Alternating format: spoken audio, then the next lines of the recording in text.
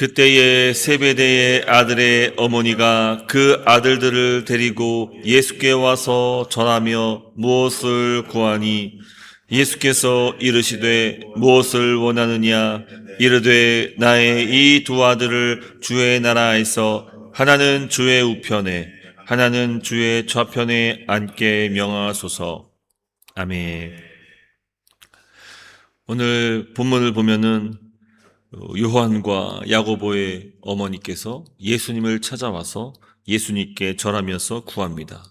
우리 아들을 하나는 우편에 또 하나는 좌편에 앉게 해 주십시오. 지극한 자식 사랑입니다. 하지만 예수님의 그 답변은 뜻밖이었습니다. 너희는 너희가 구하는 것을 알지 못하는도다. 기도를 많이 한 것과 바르게 구하는 것은 분명 다른 문제입니다. 이 어머니가 구한 것은 사실 겉으로는 나쁜 것이 아닙니다. 자식이 잘 되기 바라는 그 마음을 어찌 탓할 수 있겠습니까? 문제는 구한 대상이 아니라 구한 방향입니다. 그 나라에서 가장 좋은 자리, 바로 왕의 옆자리를 지금 구했습니다. 당시 시대만 하더라도 왕의 옆자리란 실제 권력을 행사하는 자리입니다. 이스라엘뿐만 아니라 이 고대의 여러 왕정에서도 왕의 좌우편은 곧 2인자, 3인자를 뜻하죠. 우리나라만 하더라도 우의정, 좌의정 이렇게 표현하지 않습니까? 그러니 이 어머니의 부탁은 사실은 아주 노골적인 정치적인 요청이라고 볼 수 있습니다. 중요한 것은 예수님께서 세우시는 나라가 어떤 나라인지, 그 나라가 무엇인지는 전혀 고려하지 않은 채 지금 왕의 옆자리만 구했다는 겁니다. 이 본문이 바로 뒤에 보면은 20장 32절에도 똑같이 한 번 더 나옵니다. 그 여리고의 맹인 두 사람에게 예수님께서 묻습니다. 너희에게 무엇을 하여 주기를 원하느냐? 똑같은 예수님의 질문입니다. 이 어머니의 그 질문과 토시 하나 다르지 않습니다. 그런데 맹인들의 대답은 다릅니다. 주여, 우리의 눈뜨기를 원합니다. 그들은 자리를 구하지 않았습니다. 바로 자기 자신 존재의 회복을 구했습니다. 같은 질문이었지만 한쪽은 세상의 자리를 구했고 또 한쪽은 주님의 은혜를 구했다는 것입니다. 이 성경이 이 장면을 나란히 둔 것은 아주 의도적이다라고 볼 수 있습니다. 맹인들은 아무것도 가진 것이 없었습니다. 그래서 그들이 구한 것은 분명했습니다. 바로 보는 것, 다시 보기를 원합니다. 그거 하나였습니다. 근데 이 어머니의 두 아들은 지금 실제적으로 이미 예수님의 제자라는 특별한 위치 자리에 지금 자리하고 있는 것이죠. 하지만 그래서였는지, 가진 것이 있어서였는지 구하는 것도 더 많고 또 복잡해집니다. 예수님께서 말씀하시죠. 너희가 구한 것을 알지 못한다. 이게 한편으로는 그들을 질책하는 것이면서 또 한편으로는 그들을 향해서 안타까운 마음을 보여주시는 겁니다. 이 어머님은 예수님을 왕으로 믿었습니다. 근데 그 왕이 어떤 방식으로 그 나라를 다스리고 통치하는지는 전혀 고려하지 않았던 것입니다. 우리가 잘 알다시피 이들이 구한 것은 정말 예수님께서 앞으로 보이실 그 십자가의 구속의 사역으로 이루시는 그 하나님 나라, 그리고 그 자녀들을 자기의 죽음과 희생으로 부르신다는 것을 전혀 고려하지 않은 채 자기가 생각하고 있는 그 세상의 방식, 그 세상의 통치를 지금 고려하고 예수님 앞에 구했던 것입니다. 높은 자리, 또 힘 있는 자리, 남들보다 앞선 자리. 그래서 이 질문 대답 앞에 모든 제자들이 같이 다 분노했다라고 말하는 것이죠. 왜 그렇습니까? 다 저마다 그 예수님의 옆자리를 노리고 있었다는 것입니다. 그 예수님께서 이루실 그 왕, 그 통치가 뭔지는 전혀 고려하지 않은 채 그들은 오직 세상의 방식, 그 요구만 구했던 것입니다. 믿음의 대상은 옳았지만 구하는 내용은 세상 것 그대로였습니다. 세상 것 그대로였습니다.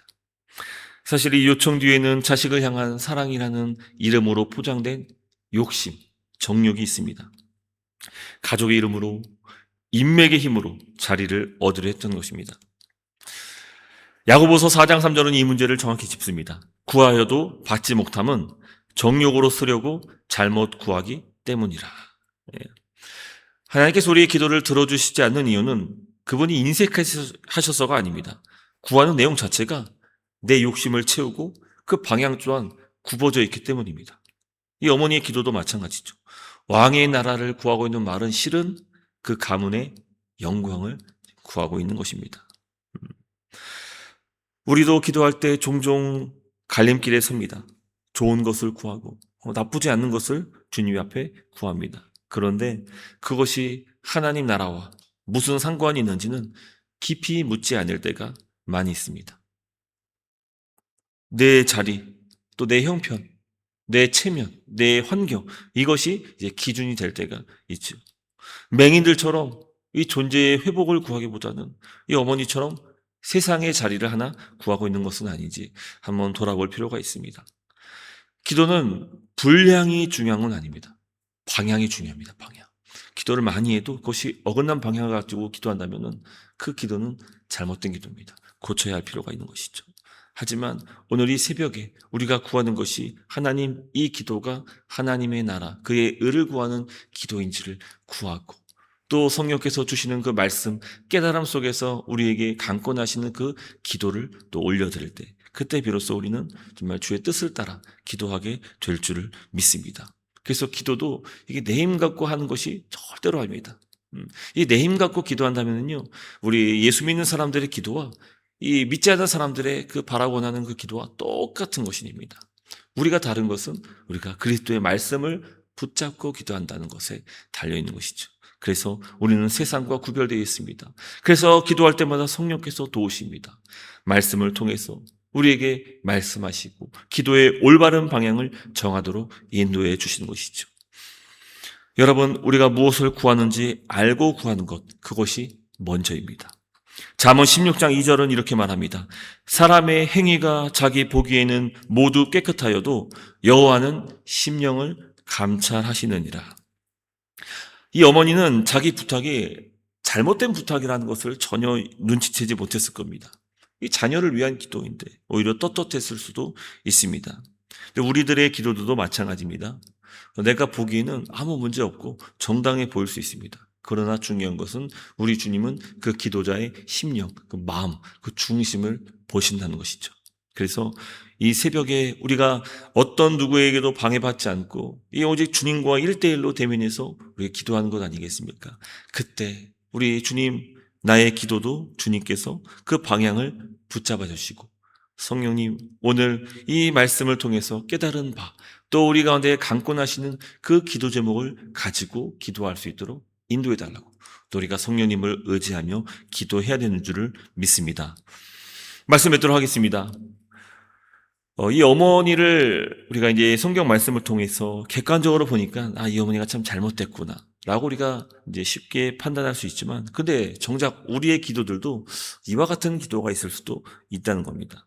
이 같은 질문 앞에 맹인들이 구했던 것과 또 이 어머니가 구했던 것은 전혀 달랐습니다. 오늘 한번 우리의 기도가 정말 어떤 기도인지를 다시 한번 살펴보기를 원하며, 그 자리를 구하기 전에 먼저 아버지의 나라가 어떤 나라인지, 그분께서 이 땅에 통치하시는 방식이 무엇인지, 왕이 되신 예수님께서 어떻게 이 땅에 오셔서 무엇을 하셨는지, 이것을 염두한 채 우리는 왕이 걸어가신 그 길을 뒤따라가는 그런 백성으로 우리는 살아야 되는 줄을 믿습니다. 그러므로 오늘 우리의 기도도 바로 왕의 기도를 담기를 간절히 소망하며 왕이 구하는 그 기도대로 구할 수 있는 그런 저와 여러분 될 수 있기를 주님 이름으로 축복합니다. 같이 한번 말씀을 붙잡고 기도했으면 좋겠습니다.